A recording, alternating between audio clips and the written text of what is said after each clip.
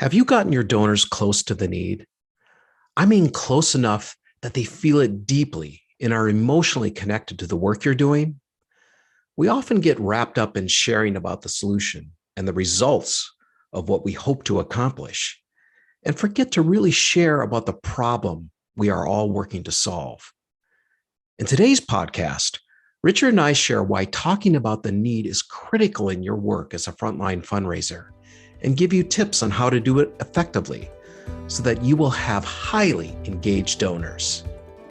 Welcome to the Nothing But Major Gifts podcast from Veritas Group, featuring Richard Perry and Jeff Schreifels. Twice a month, we bring you the latest and best thinking about major gift fundraising so you can develop authentic relationships with your major donors. Here are your hosts, Richard and Jeff.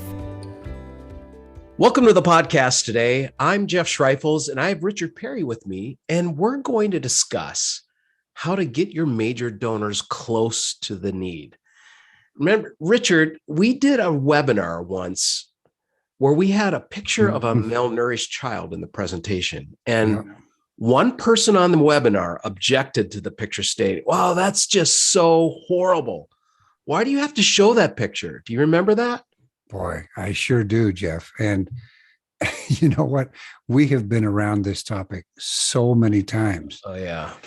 Where, people in general and folks who manage major donor caseloads they're just not comfortable with talking about the need. I mean, that's the bottom line. And it was funny because when I heard this person's comment, I remember thinking, well, okay, could the reason we're showing this picture is because it's true? Yeah. That's why we're showing it. Or could it be that kids are suffering here in our country as well as overseas because of the injustice of the systems they're in? Or could it be that this kind of truth is so hard to take that we just don't want to see it? Well, of course it is.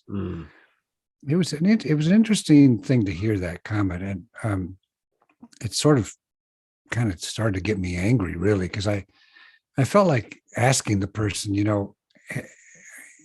sir, have you ever been in the presence of a starving child? Have you done that?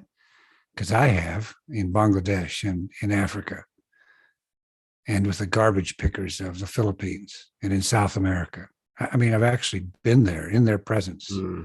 I've sat with them. And Jeff, you know this, it just rips your heart out. Yeah. It rips your heart out. It's a very, very difficult thing. And it's not like, oh, well, this is just a lot of fun. I mean, it's dark and it's disturbing and it makes you angry. And the memory just keeps you up at night. Here's the thing, is being in the presence of need is powerful and disturbing. And it's one more thing. It's true. It is. I mean, the fact is that cancer is a devastating thing. Yep. So is being homeless and being put in prison unjustly, and not having an education is hurtful, and having a polluted lake or an abused animal. Yep. I mean, I could go on and on through every cause of every nonprofit. And the fact is that the needs addressed by nonprofits run the range of sad and needless to devastating. But that's the nature of need. I know, but you know what? It's funny. We just have to pretty it up, don't we? I mean, Jeff, why don't you talk about how the insiders pretty up the need? Well, I mean, they say things like, don't use the word extreme to describe poverty. What? And if it is extreme poverty, how should we talk about it then? They were suffering from a little poverty, nothing serious. It was just a tiny bit of poverty, really? Or don't use underlining or bold to accentuate words like in copy. I mean, it makes things look too urgent. So what you're doing isn't urgent. The need can't wait, and the need could wait until next year. I mean, really? Or don't show an image of the problem.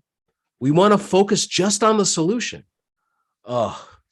I mean, that's really messed up. So you're telling your major donor that the thing is already taken care of. Don't worry, donor. We've got it handled. No need to bother you with the need or the problem. I know it's embedded in your heart and spirit as something you want to address, but we're not talking about you, the donor, right now. No, it's really about us. And we feel uncomfortable about the need.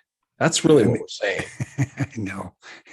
And there are so many more examples. I mean, oh man, it's a fatal disease that many authority figures and fundraisers have. And frankly, we just don't understand why these folks are even in the nonprofit sector.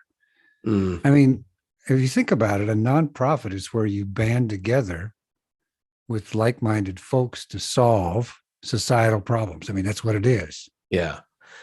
Now, we should step back a second here. There's another side of this that we want to mention here, and that's issues around what our industry calls poverty porn. Mm-hmm. This is where nonprofits and organizations use exploitative imagery to gain empathy and contributions. And now there's this fine line between showing the true need and problem your organization is working to address to donors who deeply care about being part of the solution and being manipulative with the need. Something that gets lost in these extreme depictions of the need is a broader conversation and awareness of those factors that are causing the problem and a clear, believable solution. Boy, that's an important point, Jeff. I mean, so regularly checking in to ensure that your organization isn't abusing the people and communities you serve. That's an important part of creating a believable solution that a donor can support. I mean, without a partnership with the people living the experience, you'll struggle to create a life impacting solution. Okay, so one other thing, Jeff, and I want to emphasize is that we don't expect you to do what we don't expect you to do is actually get comfortable with the need that your nonprofit is addressing. So we're not saying, you're like, well, it's just the need or whatever. We don't expect you to get to that place. Nope.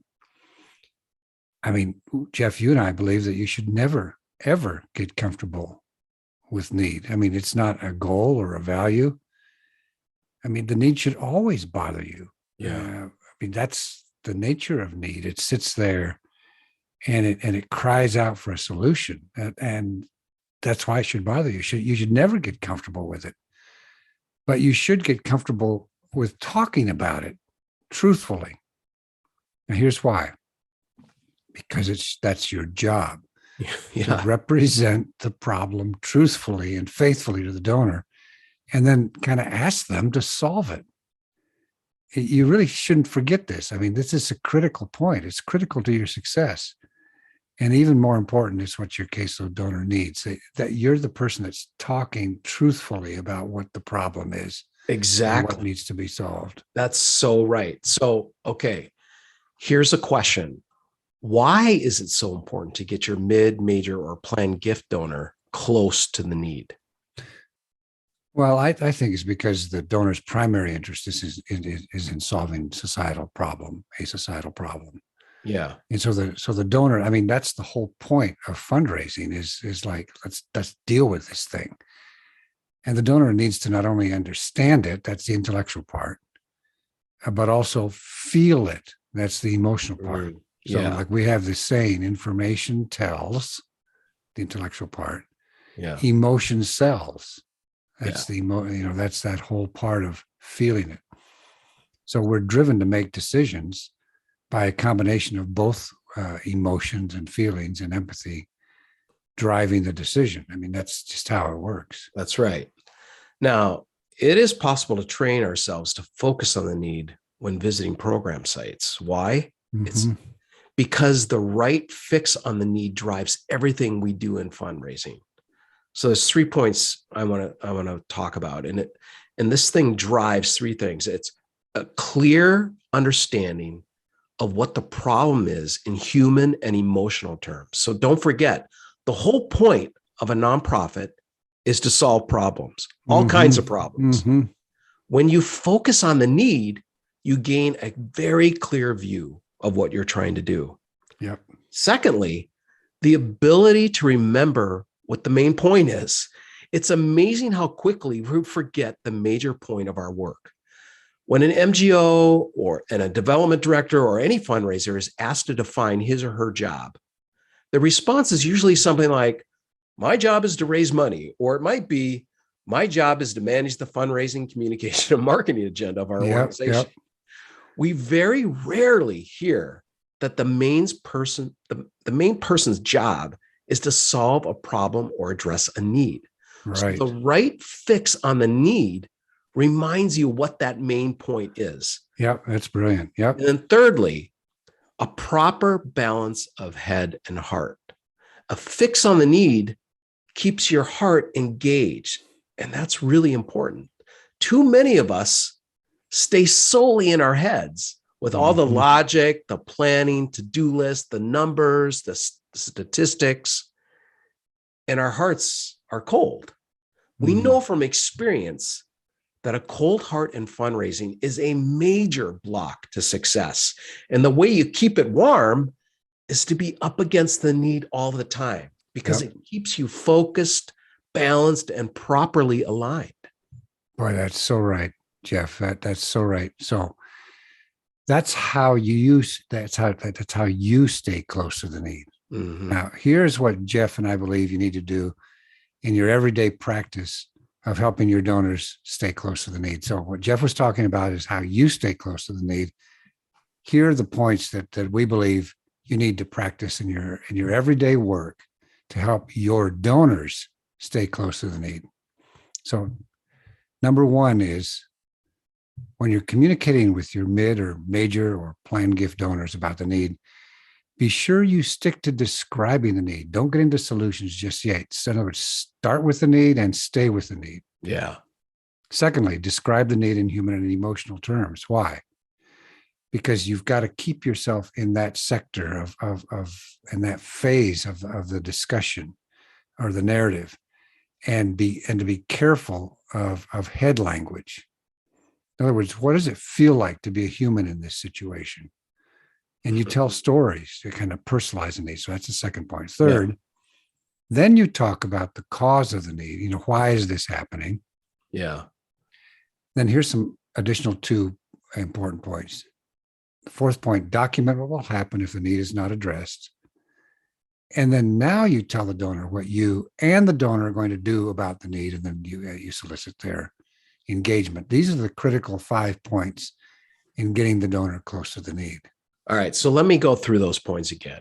One was, when you're communicating with your mid, major, or planned gift donors about the need, be sure you stick to describing the need. Don't get into solutions just yet. Just stay with the need. Then describe the need in human and emotional terms, and be careful of that head language. It goes back to, what does it feel like to be human in that situation? Tell stories to personalize the need. Then talk about the cause of the need, like, why is this happening in the first place? And then document what would happen if it's not addressed. So if we don't address this need, this bad stuff is going to happen. And then finally then tell the donor what you and the donor are going to do about the need. Whew. All right. That's good stuff, Richard. It is. Hey, before we go, I just want to make sure you're aware of our white paper called Transporting Your Donor to the Scene. Everything we just talked about, plus a step-by-step plan on how to do this, is in this white paper. And just go to veritasgroup.com, and on our homepage, there's a button to click called Resources. When you click that Resources, you'll see white papers, and you'll see this white paper right there, Transporting Your Donor to the Scene. That's at veritasgroup.com. Well, here we are at the end of our time, and thank you for joining us, and we'll see you next time. See ya. Thank you for joining us for the Nothing But Major Gifts podcast from Veritas Group. Richard and Jeff also write an ongoing blog that you can subscribe to for free at veritasgroup.com. Please join us again next time.